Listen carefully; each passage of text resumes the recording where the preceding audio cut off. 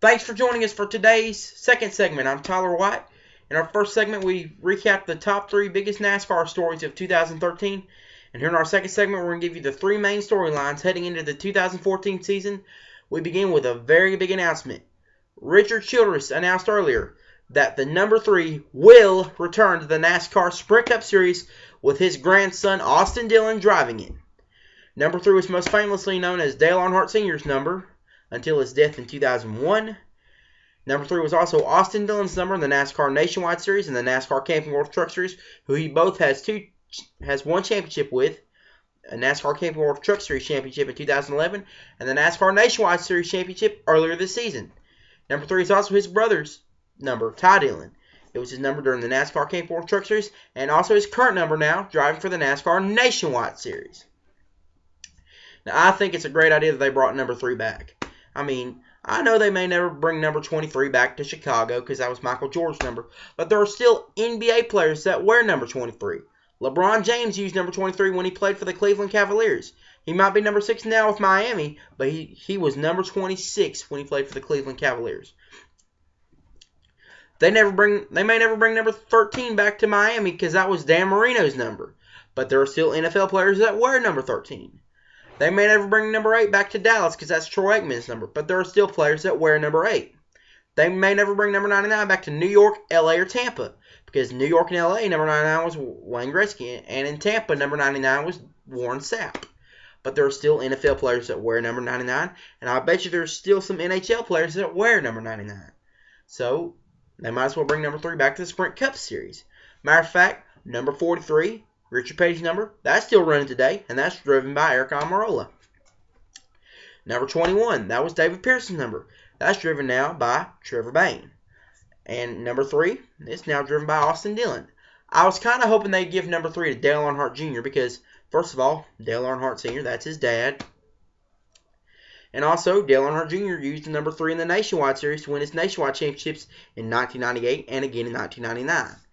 And he also used the number 3 for just one race in the NASCAR Nationwide Series in 2010 at Daytona using Wrangler, which was Dale Earnhardt Sr.'s famous sponsor in the 1980s, which Dale Earnhardt Jr. won the race that night.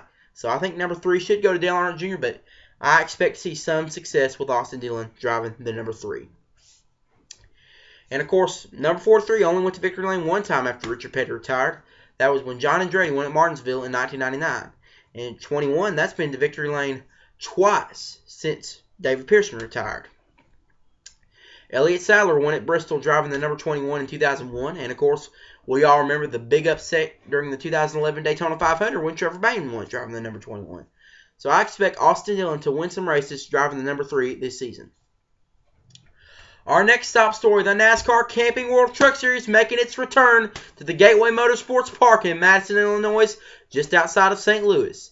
From 1998 to 2010, the NASCAR Camping World Truck Series raced at that famous racetrack in St. Louis. And from 1997 to 2010, the NASCAR Nationwide Series raced at the Gateway International Raceway, now known as the Gateway Motorsports Park. Gateway Motorsports Park is owned by Dover Motorsports, which also owns the Monster Mile Dover International Speedway. Now, a great call by NASCAR bringing the Truck Series back to Gateway International Raceway, now known as Gateway Motorsports Park. Gateway Motorsports Park, Memphis Motorsports Park, not too far from Memphis, Tennessee, and Nashville Super Speedway in Lebanon, Tennessee, which is just outside of Nashville, are 3 tracks owned by Dover Motorsports Park that had a truck and nationwide race, but never had a cup race. And I believe why those 3 tracks shut down, because they never had a cup race. And now, I've seen a lot of racing from those tracks, but I've never understood why they never had a cup race. I mean, I think the most memorable moment at the Gateway Motorsports Park was that truck race in 2004 that had to go to 3 green, white checker finishes. That's even closer than a St. Louis Rams game or a St. Louis Cardinals game. I mean, St. Louis Rams, you can go into overtime and then in the game tied unless it's the playoffs. St. Louis Cardinals, you can go all night. But I think what we saw in 2004 with the Truck Series at Gateway was very close. Also, Memphis, that had a lot of excitement too. And so did Nashville. Matter of fact, we all remember the nationwide race in 2011 when Joe Nelms, the pastor of Family Baptist Church there in Lebanon, Tennessee, gave the most famous prayer in NASCAR history. I tell you, that's good stuff right there. And also, Gateway's more easier for the fans in St. Louis to go to. That way they don't have to drive all the way to Chicago or Kansas to see a race. Also easier for the fans who live on the Missouri-Illinois state line. And Memphis Motorsports Park, that's easy for all the fans who live near the Memphis area to go to. Because Bristol, that's a long drive from Memphis to Bristol, and Memphis would be more easier. Matter of fact, it's more easier for all of us here in North Central Arkansas that are NASCAR fans to go to. And Nashville Super Speedway, that's built for the Nashville fans to go to. That way they don't have to drive all the way to Bristol. So that's for all the fans that live in the Nashville area. But I think with that excitement they've been having at those tracks over the years, they should have a cup race there sometime soon. And I expect if this race gets exciting, the truck race at Gateway that Saturday night gets exciting on June 14th, I expect by 2015 they bring Nashville and Memphis back, and that one of those tracks will have a cup race in 2015 at one of those tracks. That's my bold prediction. And our next big story heading into the 2014 season, the Budweiser Duels will be a Thursday night race in 2014. The race has normally been run on Thursday afternoon, but because of time being more easier for fans to be on Thursday night, NASCAR, and the success of the 2012 Daytona 500 on a Monday night, NASCAR has decided to move the Budweiser Duel in 2014 to a Thursday night race on Fox Sports 1. Now, good call by NASCAR moving it to a Thursday night race. I mean, we've seen how successful the NFL network is with Thursday night football.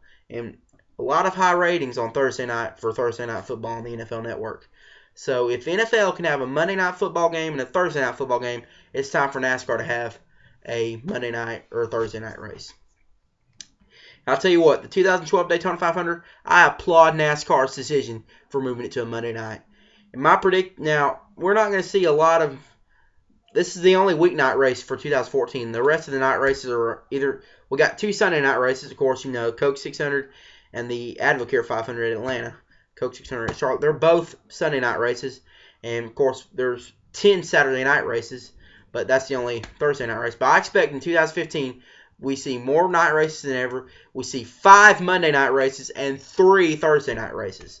And I'd like to see all 36 night races. I mean, in my opinion, night races are better than day races. I mean, more easier for the fans. That way you don't get so hot. You don't get sunburnt.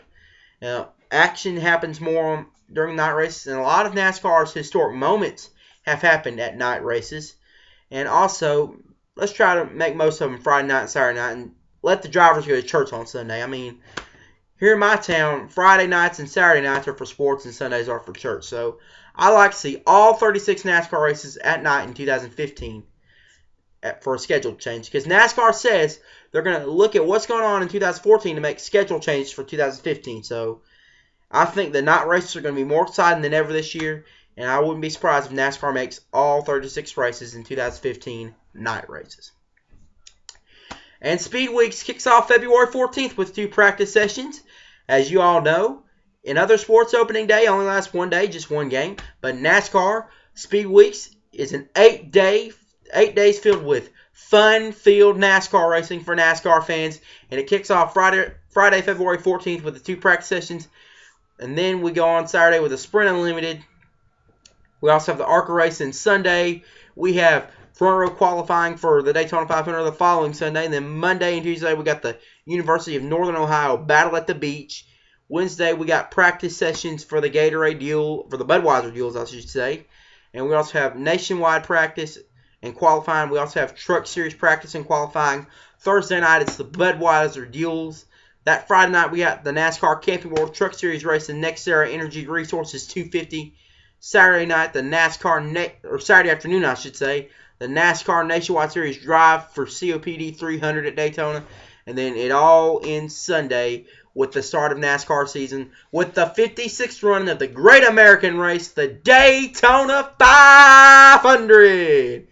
And I tell you, I think we're in for the best Speed Weeks ever this year. That's our broadcast today. Thank you for joining us. I'm Tyler White. Hope y'all ring in the new year safe. Get ready, NASCAR fans. We're almost 1 month away from Speed Weeks. And we got a big show for you on Speed Weeks. We kick off our coverage Friday, February 14th after the second practice session for the Sprint Unlimited. We're going to give you a recap from the practice sessions, plus get you ready for the ARCA race, Lucas Oil Miss 200, the Sprint Unlimited, and front row qualifying for the Daytona 500. Then join us back here Monday as we get you ready for the Budweiser Duels, the Next Era Energy Resources 250, and the Drive for COPD 300 at Daytona. And join us back here Saturday night. We're going to recap those races, plus get you ready for the 56th running of the Daytona 500. We'll have race reports as they happen.